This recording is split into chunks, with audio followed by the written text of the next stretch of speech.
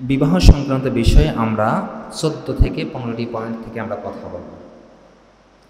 ১ নম্বর point, আল্লাহ পাক পৃথিবীতে নারী জাতি কেন সৃষ্টি করেছেন? আল্লাহ পাক নারী জাতি কেন সৃষ্টি করেছেন এ বিষয়ে কোরআন কি বলছে? সূরা রুম আয়াত নম্বর হচ্ছে ২১।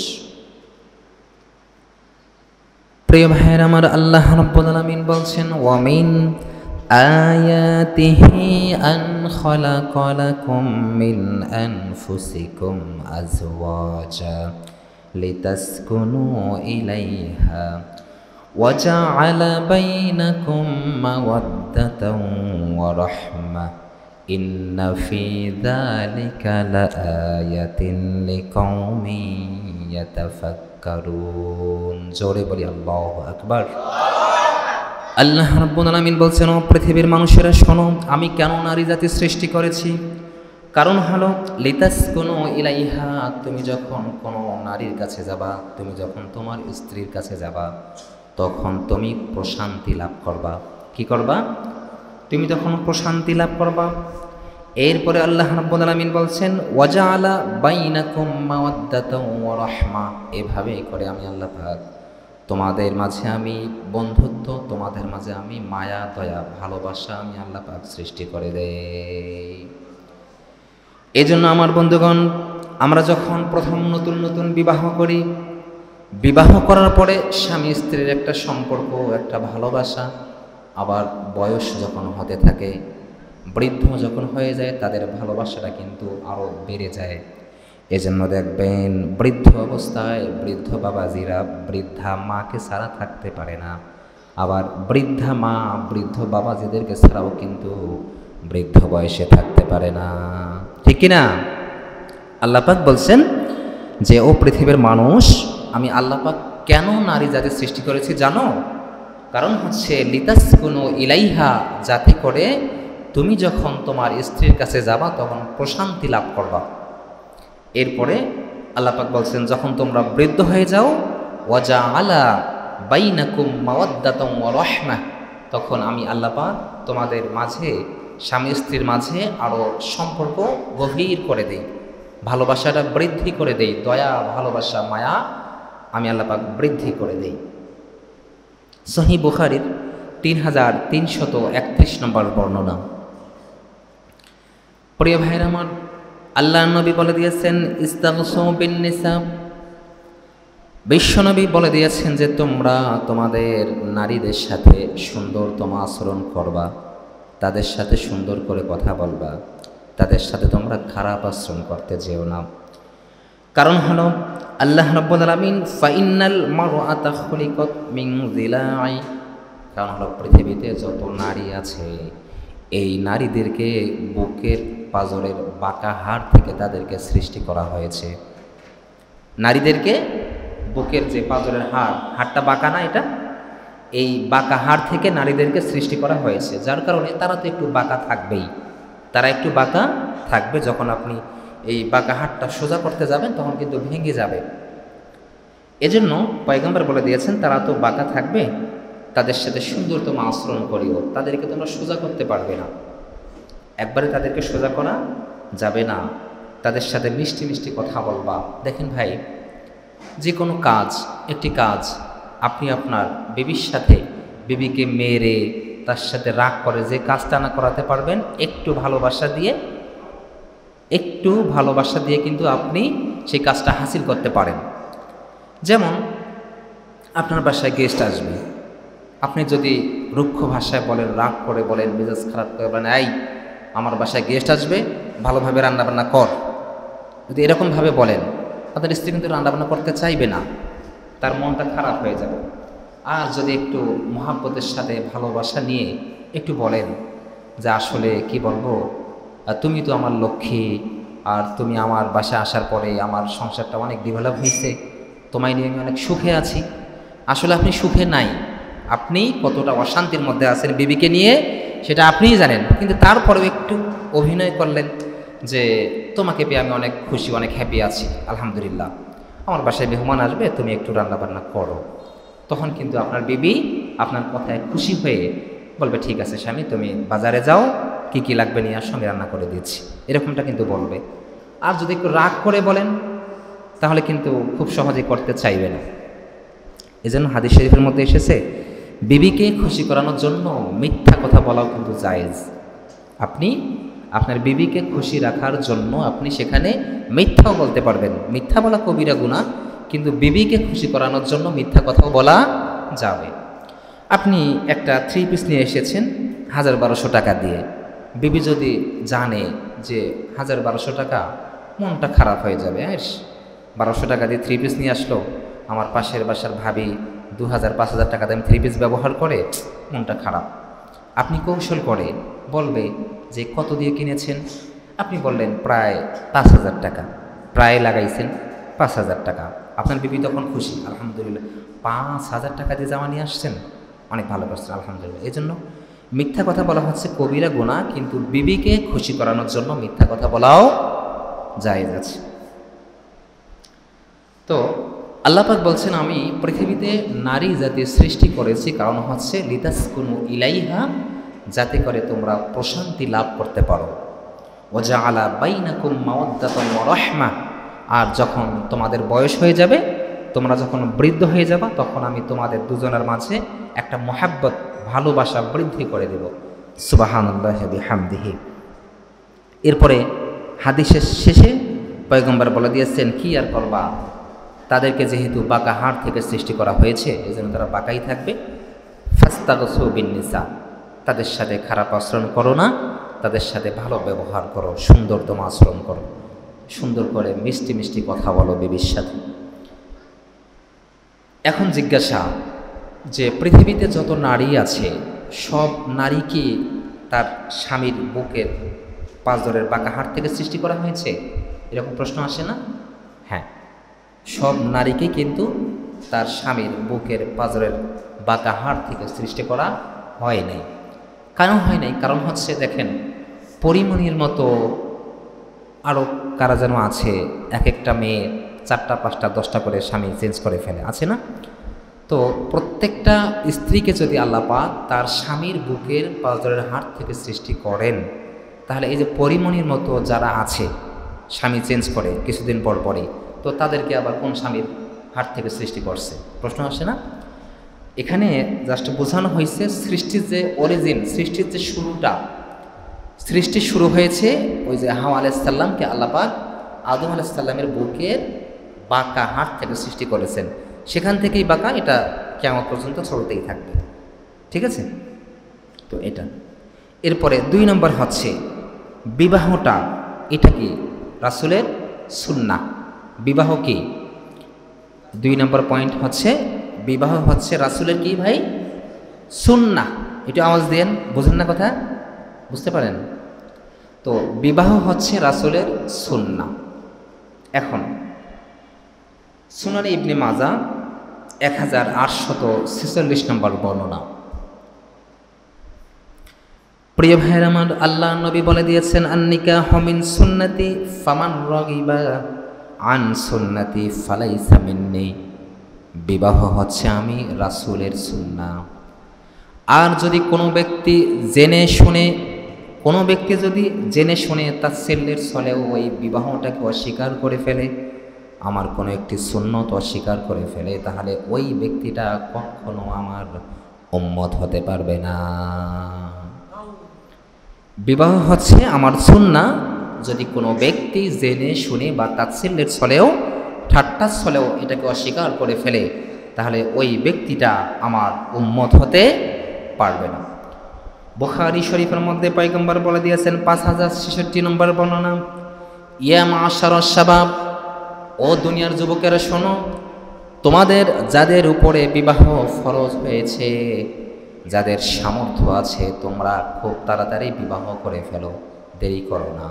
কারণ তুমি যখন বিবাহ করবা, এই বিবাহের কারণে তুমি তোমার চোখের জিনা থেকে তুমি নিজেকে সেফ রাখতে পারবা, তুমি নিজেকে সেফ করতে পারবা, জিনার থেকে সেফ রাখতে পারবা। এই জন্য তুমি দ্রুত বিয়ে করে ফেলো যাদের সামর্থ্য আছে।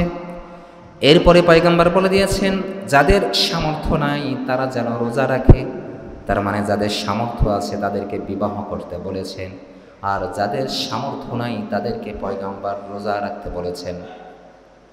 সামর্থ্য হচ্ছে আপনার মানে আর্থিক প্রবলেম, আর্থিক সমস্যা, আর্থিক কোনো সমস্যা যদি না থাকে, শারীরিক যদি কোনো সমস্যা না থাকে, তাহলে আপনি বিবাহ করে ফেলেন। বিবাহ করলে কি হবে? আমি চোখের গুনাহ থেকে নিজেকে সেফ রাখতে পারবো, হ্যাঁ, আমি নিজেকে কন্ট্রোল করতে পারবো। কারণ আমার ঘরে যদি আমার সুন্দরী বিবি থাকে, বাহিরে আমার চোখ যাবে ভাই? বাহিরে আমার চোখ যাবে না, আমি নিজেকে সেফ রাখতে পারবো।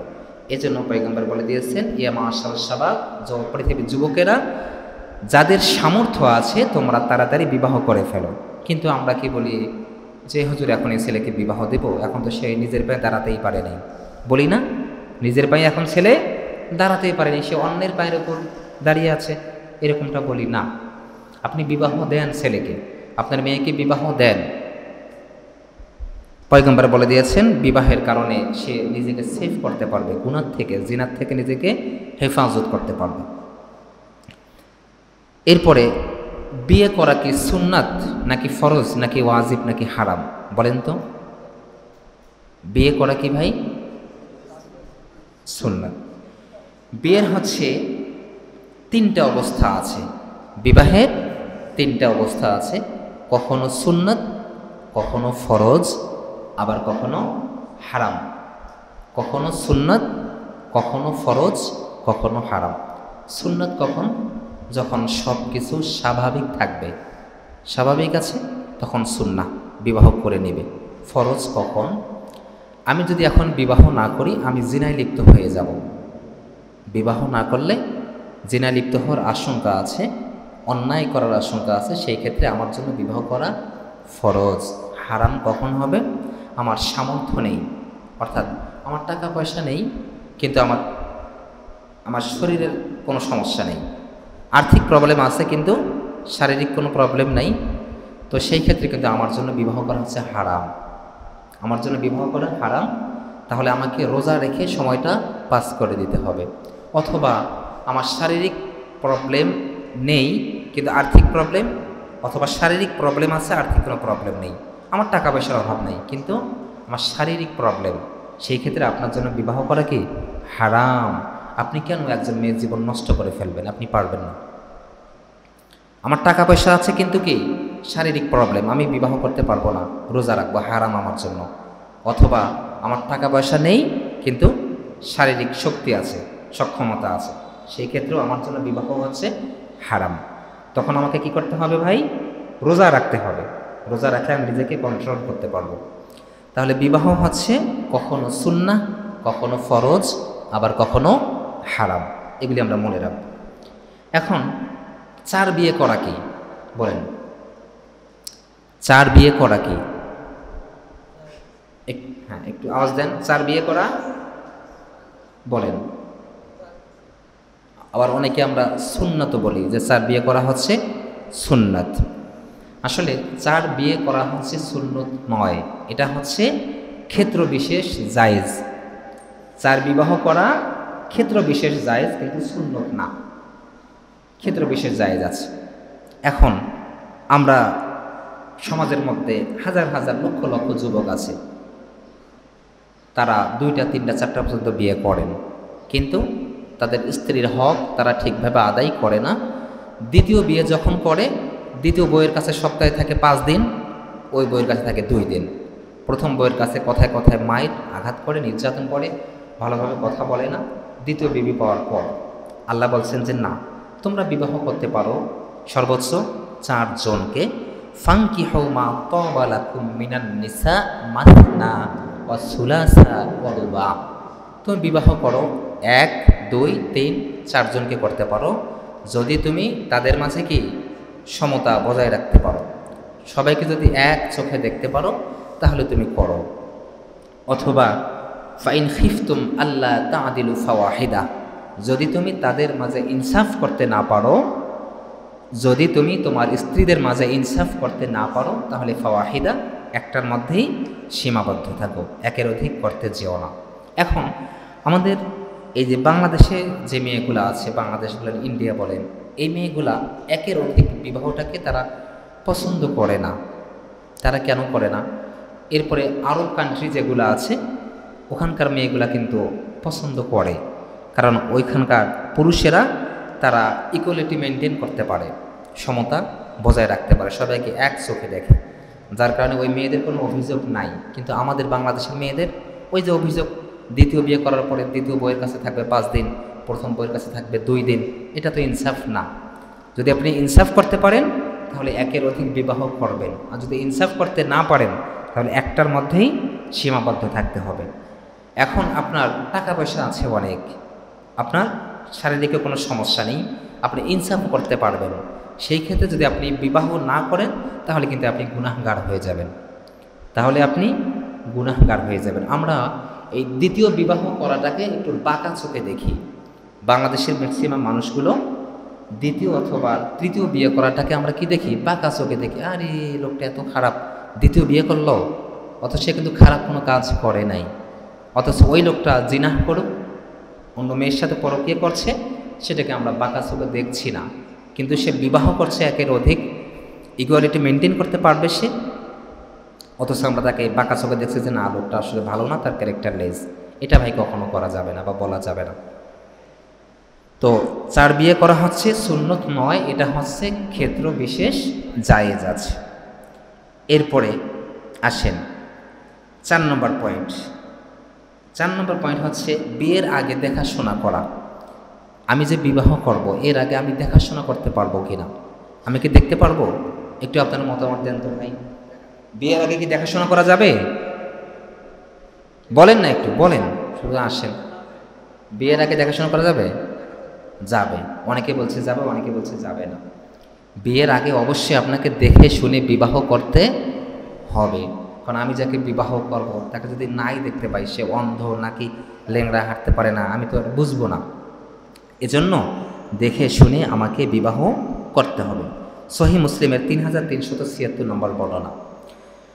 প্রিয় ভাইরা আমার, আবু হুরায়রা রাদিয়াল্লাহু থেকে হাদিসটি বর্ণিত হয়েছে। পয়গম্বর বলেছেন, একজন আনসারী সাহাবী পয়গম্বরকে এসে বলেছেন, ইয়া রাসূলুল্লাহ, আমি বিবাহ করতে চাই, সিদ্ধান্ত নিয়ে ফেলেছি, বিবাহ করব। পয়গম্বর বললেন, তুমি যে বিবাহ করবা, যাকে বিবাহ করবা, তুমি তাকে দেখেছো কিনা? ইয়া রাসূলুল্লাহ, আমি তো তাকে দেখি নাই। ঠিক আছে, তুমি যাও, আগে তাকে দেখো, তারপরে তুমি তাকে বিবাহ করো। আগে দেখো, তারপরে বিবাহ করো। এখন আমরা যে দেখব, এখন আমরা কিভাবে দেখতে যাই? আমার প্রতিবেশী, আমার হকদার, আমার ভাগিদার, বন্ধুবান্ধব, আমার নেতা, আমার খেতা, যত কিছু আছে, নানাতো ভাই, চাচাতো ভাই, খালাতো ভাই যারা আছে, সবাই মিলে মেয়েটাকে দেখতে যাই। এভাবে দেখা যাবে না। আপনার বাবাও মেয়েটাকে দেখতে পারবে না, কারণ বিবাহ, আপনি বিবাহ করার আগে আপনার বাবা কিন্তু ক্যান্ডিডেট। আপনার বাবাও বিবাহ করতে পারেন, যদি তার সামর্থ্য থাকে উনি তো বিবাহ করতে পারেন। আমার বাবাও দেখতে পারবে না, আমি একা দেখব। কে দেখবে? আমার মা দেখতে পারেন, আমার বোন দেখতে পারেন, আমার চাচি দেখতে পারেন, খালা দেখতে পারেন, কিন্তু আমার কোনো বন্ধু বান্ধব, আত্মীয় স্বজন, প্রতিবেশী, কোনো নেতা খেতা, চাচাতো ভাই, মামাতো ভাই, খালাতো ভাই কেউ দেখতে পারবে না। আমার বেবিকে আমি দেখব। সে তো সরকারি মাল না ভাই, দেখা যাবে না। বুঝতে পারছেন? তাহলে বিবাহের আগে দেখাশোনা জায়েজ আছে, কিন্তু সবাইকে নিয়ে না। জাস্ট আমি যাব, আমার মা যাবেন, আমার বোন যাবেন, আমার খালারা যাবেন। এভাবে আমরা দেখে শুনে বিবাহ করব ইনশাআল্লাহ। এরপরে 5 নম্বর পয়েন্ট, বিবাহ যে আমরা ছেলে মেয়েকে দিব, ছেলে মেয়ে উভয় রাজি থাকতে হবে। ছেলেও রাজি থাকতে হবে, মেয়েও রাজি থাকতে হবে। জোর করে, প্রেশার ক্রিয়েট করে তাদেরকে বিবাহ দেয়া যাবে না। প্রিয় ভাইয়েরা, মানে একটু কান লাগান। বিশ্বনবীর কন্যা ফাতেমা রাদিয়াল্লাহু তাআলা আনহার যখন বিবাহ হয়েছে, ওনার বিবাহের পূর্বে অনেকগুলো প্রপোজাল আসতেছিল, অনেকেই প্রপোজ করতেছিল ওনাকে বিবাহ করার জন্য। পয়গম্বর সবার বায়োডাটাগুলো এক জায়গায় করে ফাতেমার কাছে দিলেন যে, মা, এই যে আমি বায়োডাটা তোমার কাছে দিলাম, এই ছেলেগুলোর মধ্যে হতে যাকে তোমার পছন্দ হয় তুমি তাকেই বিবাহ করতে পারো। এখন পয়গম্বরের তো আলী রাদিয়াল্লাহু তাআলা আনহুকে পছন্দ হয়েছিল, তার কথা একটু বাড়িয়ে বলেছিলেন। কারণ হচ্ছে, আপনি আপনার মেয়েকে বিবাহ দেবেন, যে ছেলেটাকে আপনি পছন্দ করবেন, সেই ছেলের কথা কিন্তু আপনি মেয়ের কাছে একটু বাড়িয়ে বলবেন। পয়গম্বরও আলী রাদিয়াল্লাহু তাআলা আনহুর কথা বাড়িয়ে বলেছিলেন। মা সবশেষে বলেছিলেন, তোমার যাকে ভালো লাগে, যাকে পছন্দ হয়, তুমি তাকেই বিবাহ করতে পারো। এখন পয়গম্বর যদি বলতেন মা তুমি আলীকে বিবাহ করো, তাহলে তার জন্য বিবাহ করাটা ফরজ ছিল, আলীকে বিবাহ করা ফরজ ছিল, কারণ তিনি তো হচ্ছেন পয়গম্বর, তিনি হচ্ছেন নবী। আর আপনি যদি আপনার মেয়েকে বলেন যে মা তুই অমুককে বিবাহ কর, এটা কিন্তু ফরজ হবে না, আপনি নবী না। আপনার মেয়ে অ্যাভয়েড করতে পারে আপনার কথা, কিন্তু আপনি তো নবী না। কিন্তু পয়গম্বর যদি বলতেন যে মা তুমি আলীকে বিবাহ করো, তাহলে কিন্তু ফাতেমার জন্য আলীকে বিবাহ করা কি ছিল? ফরজ, কারণ পয়গম্বর আদেশ করেছেন। তিনি বলেছেন মা তোমার যাকে ভালো লাগে তুমি তাকেই বিবাহ করো, এখানে কোনো আমি তোমার উপর বোঝা চাপাই দিব না। সবশেষে তিনি আলী রাদিয়াল্লাহু তাআলা আনহুকেই পছন্দ করেছেন এবং আলী রাদিয়াল্লাহু তাআলা আনহুকেই বিবাহ করেছেন। এরপরে আসেন, আমরা যে বিবাহ করব, আমি তো করে ফেলেছি, আমরা যারা করেছি, আমরা যারা করি নাই, যারা এখনও বিবাহ করি নাই, আমরা যে মেয়েটাকে বিবাহ করব, এই মেয়েটার কয়টি গুণ দেখে বিবাহ করব? কয়টি গুণ ভাই? 4টা। একজন মেয়ের 4টা গুণ থাকতে হবে। আমরা তার 4টা গুণ দেখে, 4টা কোয়ালিটি দেখে আমরা মেয়েটাকে বিবাহ করতে পারি। বুখারী শরীফের 5090 নম্বর বর্ণনা। আল্লাহ নবী বলে দিয়েছেন, ও দুনিয়ার যুবকেরা শোনো, তোমরা যখন বিবাহ করবা, বিবাহ যে মেয়েটাকে করবা ওই মেয়েটার 4টা গুণ থাকতে হবে, 4টা বৈশিষ্ট্য থাকতে হবে, 4টা কোয়ালিটি থাকতে হবে। তার মধ্যে 1 নম্বর হচ্ছে লিমালিহা, তোমরা সর্বপ্রথম মেয়েটার সম্পত্তি দেখবা। কি দেখবা? মেয়েটার সম্পদ দেখবা। এরপরে 2 নম্বর হচ্ছে ওয়ালি হাসাবিহা, তোমরা ওই মেয়েটার স্ট্যাটাস দেখবা, তার বংশ দেখবা। এরপরে পয়গম্বর বলে দিয়েছেন 3 নম্বর ওয়ালি জামালিহা, তার সৌন্দর্য দেখবা, বিউটিনেস দেখবা। আর 4 নম্বর হলো ওয়ালি দিনিহা, তার দিনদারিতা দেখবা। আমার ভাইয়েরা, পয়গম্বর এখানে সম্পদশালী মেয়েকে কেন বিবাহ করতে বলেছেন? কারণ আপনার বিবের যদি অর্থ সম্পদ থাকে, ওই সম্পদ আপনি ইসলামের জন্য ব্যয় করতে পারবেন। যদি আপনার পকেটে টাকা না থাকে, আপনি ব্যয় করবেন কিভাবে? এজন্য আপনার বিবি যদি টাকাওয়ালা হয়, আপনার বিবির যদি অ্যাসেট থাকে, আপনার বিবির যদি ব্যাংক ব্যালেন্স থাকে, তাহলে তো আপনার উপকার। তাহলে ওই টাকাগুলো আপনি ইসলামের পথে ব্যয় করতে পারবেন, খরচ করতে পারবেন। আমার ভাইয়েরা, পয়গম্বর খাদিজাতুল কুবরা রাদিয়াল্লাহু তাআলা আনহাকে বিবাহ করেছিলেন। ওই সময়ের মধ্যে সবচেয়ে ধনী মেয়ে ছিলেন খাদিজা রাদিয়াল্লাহু তাআলা আনহা কুবরা। ওই সময়ের মধ্যে সবচেয়ে টাকাওয়ালা ছিলেন তিনি। পয়গম্বর তাকে বিবাহ করেছেন।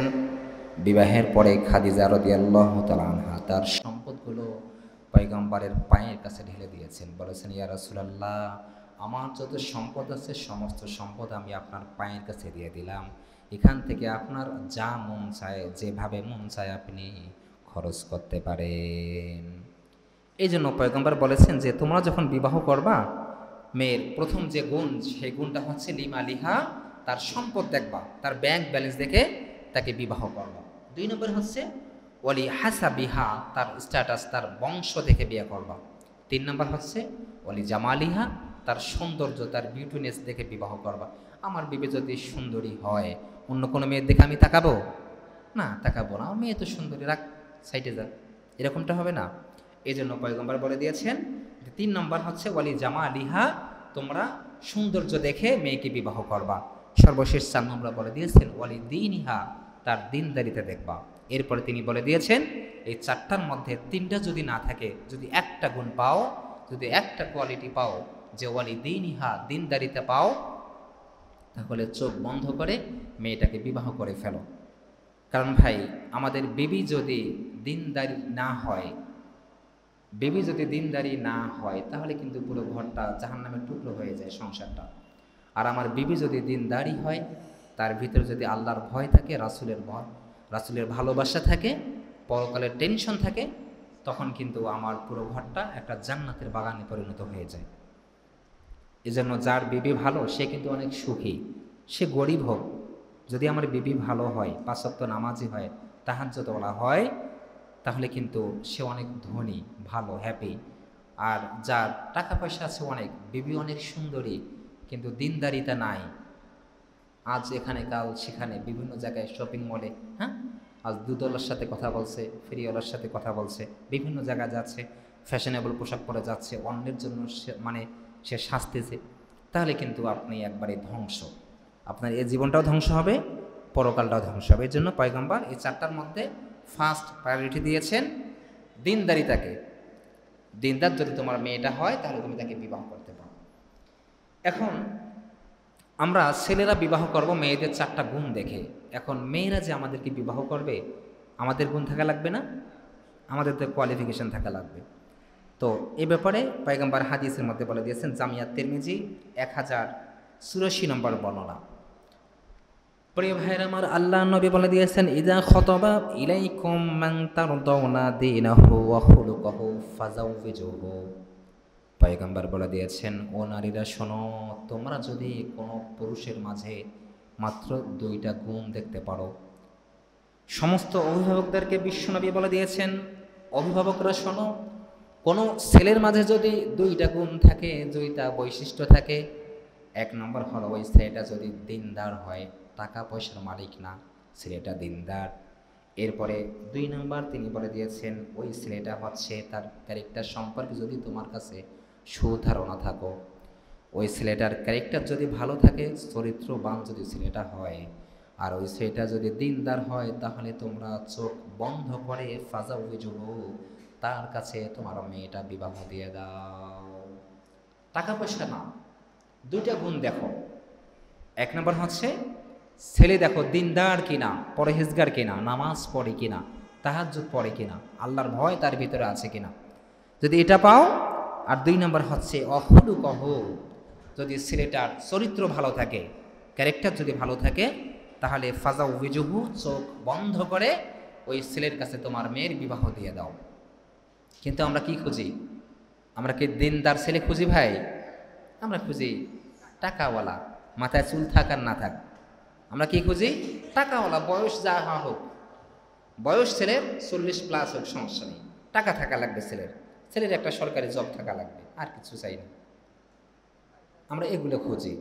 পয়গম্বর হাদিসে শেষে বলেছেন, ওয়াইল্লা তাফআলু, এই 2 গুণওয়ালা ছেলে পাওয়ার পরেও যদি তোমরা তার কাছে তোমার মেয়ের বিবাহ না দাও, তাহলে তাকুন ফিতনাতুন ফিল আরদি ওয়া ফাসাদুন ফিল আরদ, তাহলে এই জমিনের মধ্যে, এই সমাজের মধ্যে ফিতনা ফাসাদ বেড়ে যাবে।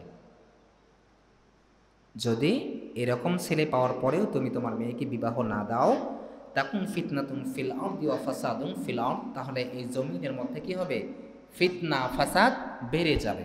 এজন্য ভাই আমরা টাকাওয়ালা খুঁজবো না, সুখ এটা হচ্ছে তকদিরে লেখা থাকবে। দেখে দিলেন অনেক টাকা পয়সা আছে, 5তলা 10তলা বিল্ডিংয়ের মালিক, এই করে সেই করে, সরকারি চাকরি করে, আপনি সেখানে আপনার মেয়েকে বিবাহ দিলেন, কিন্তু তকদিরে যদি সুখ না থাকে, আপনি ওই 2টা গুরুত্ব দিলেন না, সে দিনদার কিনা দেখলেন না, তার ক্যারেক্টার ঠিক আছে কিনা দেখলেন না, তাহলে কিন্তু আপনার মেয়েটা সেখানে সুখ পাবে না। কারণ যাদের টাকা পয়সা বেশি থাকে তাদের কিন্তু চরিত্র ঠিক থাকে না, তাদের চরিত্রটা ঠিক থাকে না। টাকা পয়সা আছে, আমার সমস্যা কি, আজ এখানে কাল সেখানে যাই, আমি আমার যৌবনের চাহিদা মেটাবো। যাদের টাকা, আজ যে ছেলেটা দিনদার হয়, যে গরিব হয়, সে কিন্তু এগুলোতে যাবে না, ভয় পাবে যে না, আমি আল্লাহকে ভয় পাই, আমার তো টাকা পয়সাও নাই, যদি একটা বিপদের মধ্যে পড়ে যায় আমাকে কে বাঁচাবে, কে কি করবে। এই জন্য এই গরিব ছেলেটা, দিনদার ছেলেটা কিন্তু এই সমস্ত অন্যায় কাজ করবে না। এজন্য আমরা যখন আমাদের মেয়েদেরকে বিবাহ দিব, 2টা গুণ দেখব।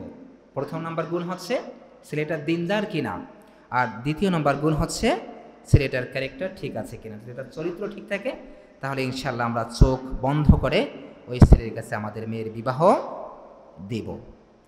এবার আসি 8 নম্বর পয়েন্ট, বিবাহের লাস্ট স্টেপ। 8 নম্বর হচ্ছে আপনি আপনার ছেলেকে বিবাহ দেবেন, আপনি আপনার মেয়েকে বিবাহ দিবেন, বিবাহ দেওয়ার আগে ইস্তিখারা করে নেবেন। কি করব আমরা? ইস্তিখারা, এটার নাম শুনছেন আগে ভাই? কি এটা? নামাজ। ইস্তিখারা আমরা 2 রাকাত নামাজ আদায় করব। আদায় করে আল্লাহকে বলবো যে আল্লাহ, আমি যে আমার ছেলের বিবাহ দিচ্ছি, ওই মেয়ের সঙ্গে কল্যাণ হবে কিনা, এর ভিতরে কল্যাণ আছে কিনা, আমি আমার মেয়েটাকে বিবাহ দিব, বা আমি এই বিজনেসটা শুরু করব, আমি এটা করব সেটা করব, একটা বিল্ডিং বানাবো, এটার ভিতরে কল্যাণ আছে কিনা। প্রত্যেকটা কাজের শুরুতে আমরা ইস্তিখারা করব। তাহলে আল্লাহ পাক আপনাকে জানিয়ে দেবেন, বুঝিয়ে দিবেন।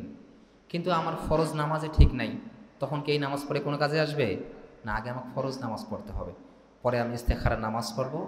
আল্লাহ পাক আপনাকে স্বপ্নের মাধ্যমে বুঝিয়ে দেবেন, জানিয়ে দেবেন যে তুমি এটা করো না, এটার ভিতরে কল্যাণ নাই, অথবা আমি এই মেয়েটাকে পছন্দ হয়েছে, মেয়েটাকে বিবাহ করলে আমার অকল্যাণ হবে, তখন মেয়েটার সঙ্গে আমার দূরত্ব বেড়ে যাবে, কোনোভাবেই আমি তার কাছাকাছি যেতে পারবো না, বিভিন্ন সমস্যা দেখা দিবে।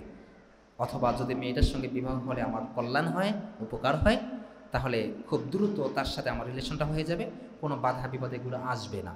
এজন্য আমরা প্রত্যেকটা কাজ, আমরা ব্যবসা করব, বিবাহ করব, যাই করি না কেন, প্রত্যেকটা কাজের আগেই আমরা 2 রাকাত ইস্তেখারা নামাজ আদায় করব, তারপরে ইনশাল্লাহ আমরা সেই কাজগুলো শুরু করব। আল্লাহ আমাদেরকে জানিয়ে দেবেন, বুঝিয়ে দেবেন। এটা হচ্ছে কত ভাই? 8 নম্বর পয়েন্ট। এরপরে 9 নম্বর হচ্ছে অভিভাবকের অনুমতি ছাড়া বিবাহ করা যাবে কি না।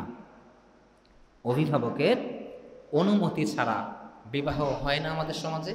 যারা পালিয়ে বিবাহ করে, হ্যাঁ, কত কষ্ট করে, মা বাবা আমাকে লালন পালন করলো, নিজে না খাইয়ে আমাদেরকে খাওয়ালো, নিজে ভালো পোশাক পরলো না, আমাদেরকে পরালো, ছোট্ট থেকে কত কষ্ট করে, হ্যাঁ, কত ভালোবাসা দিল, সেই মা বাবাকে না জানিয়েই আমি একা একাই বিয়ে করে ফেলছি, পালিয়ে বিয়ে করে ফেলছি, কত বড় নিমক হারাম সন্তান আমি। এটা কখনো করা যাবে না। এখন অভিভাবকের অনুমতি ছাড়া বিবাহ করা যাবে কি না, এ ব্যাপারে ওলামায়ে কেরামদের অভিমত আমরা একটু জেনে নিই। ওলামায়ে আহনাফের মত হচ্ছে আল আইয়িম আহাক্কু বিনাফসিহা মিন ওয়ালিয়িহা। যদি কোনো মেয়ে তার পিতামাতার অনুমতি ছাড়াই বিবাহ করে ফেলে, বিবাহটা তারা জায়েজ বলেছেন। তারা কি বলেছেন? জায়েজ, এতে কোনো সমস্যা নেই। এখন আহনাফ ছাড়া বাকি স্কলার যারা আছেন তারা বলেছেন যে কোনো মেয়ে যদি তার পিতামাতার অনুমতি ছাড়া কাউকে বিবাহ করে, সেটা বাতিল, সে বিবাহটা হবে না। সে বিবাহটা কি ভাই? বাতিল, সেটা বিবাহটা হবে না। কিন্তু ছেলের ক্ষেত্রে কিন্তু ভিন্ন। যারা পুরুষ, আমি ছেলে মানুষ, আমি মনে করতেছি আমার জন্য বিবাহ ফরজ হয়েছে, কিন্তু আমার ফ্যামিলি বুঝতেছে না, তারা বুঝতে পারছে না আমার যে বিবাহটা ফরজ, বিবাহ না করলে আমি জিনায় লিপ্ত হয়ে যাচ্ছি, বিভিন্ন অন্যায় কাজে লিপ্ত হয়ে যাচ্ছি, এটা আমার মা বাবা বুঝতেছে না। তারা মনে করতেছে আমার ছেলে এখনও পড়াশোনা শেষ করতে পারেনি, নিজের পায়ে দাঁড়াতে পারে নাই, এখন কিসের বিবাহ, আগে পড়াশোনা শেষ করুক, সরকারি চাকরি হোক, 40 আপ বয়স হোক, তারপরে ব্যবহার কথা চিন্তা করবো আমরা। যদি এটা মনে করে, সেই ক্ষেত্রে কিন্তু ছেলে বিবাহ করতে পারবে তার পিতামাতার অনুমতি ছাড়া, কারণ তার পিতামাতা তো বুঝতে পারছে না।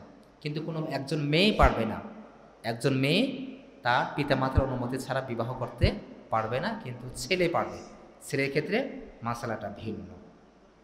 সবশেষে বলবো, আমার মা বাবা আমাকে অনেক কষ্ট করে লালন পালন করেছেন, তাদেরকে না জানিয়ে আমরা কেউ এত বড় একটা ডিসিশন, এত বড় একটা সিদ্ধান্ত আমরা কেউ নিব না। তাদেরকে জানিয়ে, তাদেরকে পাশে রেখে, তাদেরকে বুঝিয়ে আমরা একসাথে কাজটা করবো ইনশাআল্লাহ। এরপরে 10 নম্বর পয়েন্ট। 10 নম্বর হচ্ছে বিয়ের মজলিসের মধ্যে উকিল বাপ, উকিল মা, উকিল দাদা, এগুলো আছে না, এগুলো কইরেন না ভাই, এগুলো বাতিল, এগুলো কইরেন না। সেই আদিম যুগের মধ্যে আপনারা পড়ে আছেন। কিসের উকিল বাপ? উকিল বাপ সহ 4-5 জন মিলে মেয়ের কাছে যাচ্ছে, যাও অনুমতি নিয়ে আসো, মেয়ে কবুল বলে কি না। হ্যাঁ, এই যে উকিল বাপ সহ যারা যাচ্ছে মেয়ের কাছে, মেয়ের একটা পর্দা আছে না, পর্দার লঙ্ঘন হয়ে যাচ্ছে না। মেয়ে কবুল বলবে, আলহামদুলিল্লাহ বলবে, উকিল বাপ মাও শুনবে, কণ্ঠেরও তো একটা পর্দা আছে না ভাই? না, বিবাহের ক্ষেত্রে মেয়ের কবুল বলাটা জরুরি নয়। বিবাহটা কীভাবে হয়? সুন্নাহ পদ্ধতি হচ্ছে, আমি মেয়ের বাবা, আমি ছেলের হাতটা আমার হাতে নিয়ে বলবো, বাবা আমি আমার কন্যাকে এত টাকা দেনমোহর ধার্য করে তোমার কাছে বিবাহ দিলাম, তুমি যদি রাজি থাকো তাহলে তুমি আলহামদুলিল্লাহ বলো, বাস বিবাহ হয়ে গিয়েছে। খুতবা পরে আপনি বিবাহ শেষ করে ফেলবেন। এটা হচ্ছে বিবাহর সুন্নাহ তরিকা, সুন্নাহ।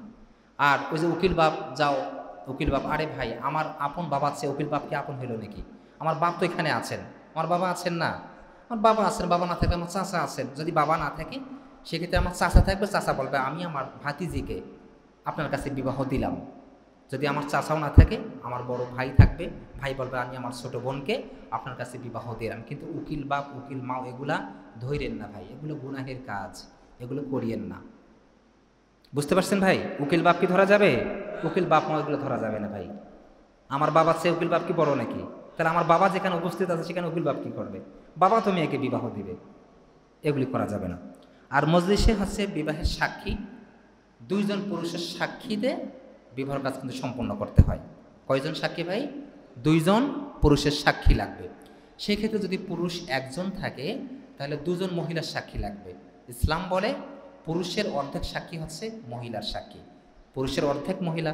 সুতরাং পুরুষ যদি একজন থাকে, মহিলা দুইজন থাকতে হবে, একজন পুরুষ দুইজন মহিলা, দুজন পুরুষ সাক্ষীর উপস্থিতিতে ইজাব কবুল হয়।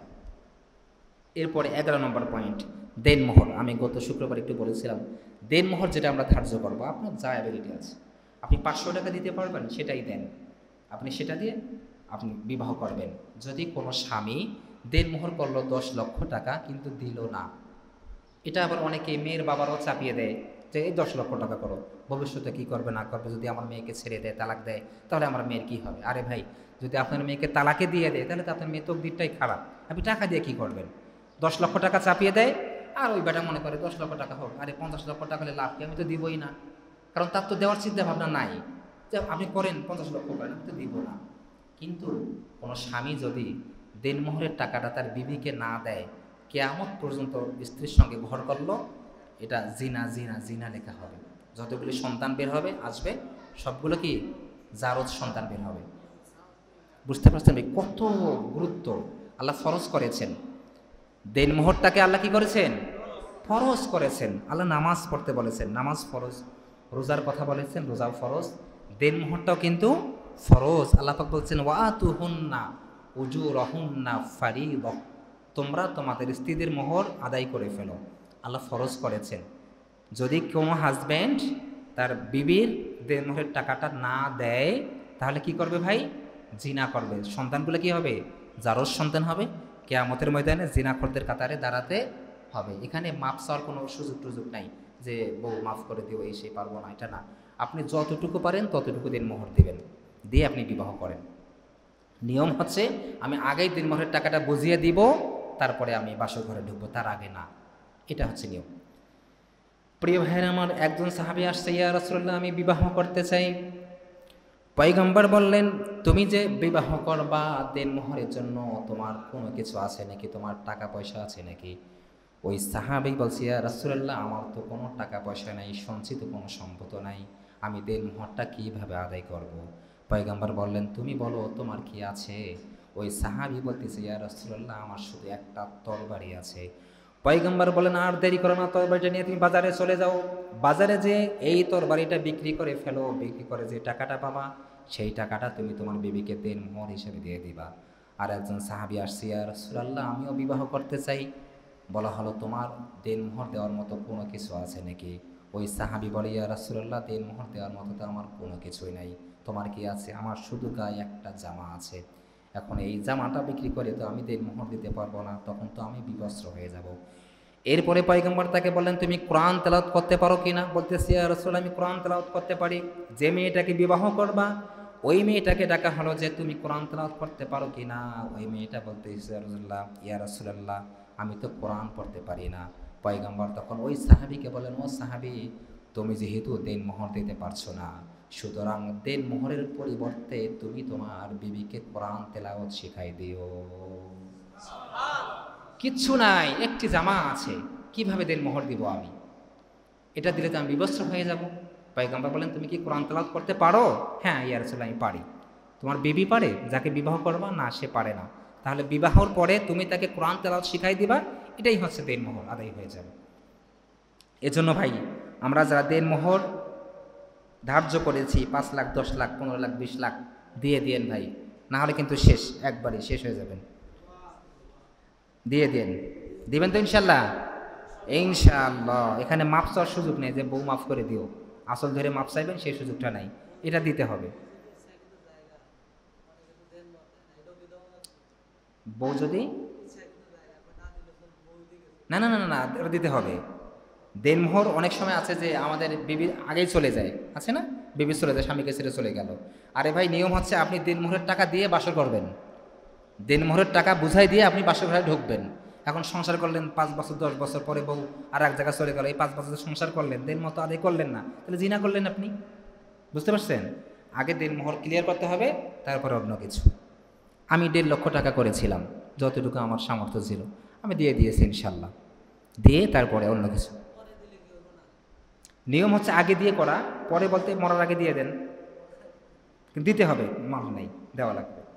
কিন্তু পরে পরে বলতে যদি আমার আগেই মরণ হয়ে যায়, আমি দিতে পারলাম না, তখন আমি জিনাখোর, আমার তো সংসারে হইল না, তা আমার সন্তান ভালো হবে কিভাবে, দিনদার কিভাবে হবে? এটা হচ্ছে ভাই কত নম্বর? 11 নম্বর পয়েন্ট। এরপরে 12 নম্বর পয়েন্ট হচ্ছে যৌতুক। যৌতুক আমরা খাই, খাই না? কত আছে, কৌশলে খাই, ঠেইলে খাই। হ্যাঁ, বাপ বা শ্বশুর শাশুড়ি বলে, আরে বিয়াই যৌতুক টৌতুক লাগবে না, একটা বাইক দিয়ে আপনার জামাই তো চাকরি করে দূরে অফিস, বাইকে কি আমরা চড়বো নাকি? আপনার মেয়েই তো চড়বে। কারা চড়বে? আপনার মেয়েই তো চড়বে, আপনার নাতিই তো চড়বে, দেন একটা বাইক দেন। এই যে জুলুম, না, এটা করা যাবে না। দেন ঘরে একটা সোফা সেট দেন, একটা এলইডি দেন, আপনার মেয়েই তো দেখবে, আমরা দেখবো নাকি? না ভাই, যৌতুক নেওয়াও যাবে না, যৌতুক দেওয়াও যাবে না, এগুলো সম্পূর্ণ হারাম। এরপরে হচ্ছে 13 নম্বর পয়েন্ট, অলিমা করতে হবে। কি করতে হবে? অলিমা করতে হবে বিয়ের। অলিমা কারা করবে? ছেলে নাকি মেয়ে? ছেলেরা করবে, মেয়েরা না। হ্যাঁ, মেয়েরা। মেয়েরা কি ভাত যেন বলে? বউ ভাত। মেয়েরা হচ্ছে বউ ভাত করে, ছেলেরাও করে, করতে হবে ছেলেদেরকে। ছেলেরা অলিমা করবে, কোনো মেয়ে করবে না। কিন্তু আমরা কি করি? ছেলের বাসায় যদি আসে 100, মেয়ের বাসায় 200 মানুষ, বিয়ে 200 লোক যাবে। হ্যাঁ, একই এলাকার মধ্যে যত লোকজন আছে, দোকানপাট সব বন্ধ করে আয় আজকে যাই খেয়ে আস। কত বড় জোরম! এখন মেয়ের বাবা পারে না, লজ্জিত, লজ্জা, বলতে পারে না যাই পারবো না, পরে সুদের মতো জঘন্যতম টাকাটা নিয়ে অনুষ্ঠান করে পার করে দেয়। এটা করা যাবে না। এখন আমরা ছেলেরা যে অলিমা করব, অলিমা করে কি ফ্রি খাওয়াবেন নাকি টাকা পয়সা নেবেন? কিছু ফ্রি খাওয়াতে হবে। কি করতে হবে? ফ্রি। আপনি 10 জনকে খাওয়ান না, আপনি 20 জনকে খাওয়ান। কিন্তু আমরা কি করি? ডাকাতি করি, ডাকাতি করি। টেবিল একটা বসাইছি, চেয়ার আছে, পয়সা কত? 2000। খাইছেন তো একটা রোস্ট, একটু টাকা বাড়াই দেন। এটা ভাই ডাকাতি, ডাকাতি। মানুষ রাস্তাঘাটে ডাকাতি করে না, ছিনতাই করে না? তারা না খাইয়া ছিনতাই করে, আর আমরা একটু রোস্ট টোস্ট খাওয়াই টাওয়াই দিয়ে তারপর ছিনতাই করতেছি। এটা হচ্ছে হারাম, সম্পূর্ণ হারাম। এটা কখনো করা যাবে না, এটা জায়েজ নেই, এটা হারাম। আপনি 10 জনকে খাওয়ান, 20 জনকে খাওয়ান, ফ্রি খাওয়াবেন, ফ্রি খাওয়াবেন, এগুলি করা যাবে না। এরপরে সর্বশেষ 14 নম্বর, সময় সংক্ষিপ্ত। 14 নম্বর হচ্ছে বিয়ে কখন করতে হবে। বিয়েটা আমরা কখন করব বলেন? বয়স বলেন, বা কখন করা যায় বিয়ে? 18। 18 কার বয়স? মেয়ে। 18 হচ্ছে মেয়ের বয়স। ছেলের বয়স কত? 21। বয়সটা কে নির্ধারণ করছে? সরকার। কি কার? সরকার করছে নির্ধারণ, যে 18 বছর আগে কোনো মেয়েকে বিবাহ দেওয়া যাবে না, বাল্য বিবাহ। 21 বছরের আগে কোনো ছেলেকে বিবাহ দেওয়া যাবে না, সেটা হচ্ছে বাল্য বিবাহ।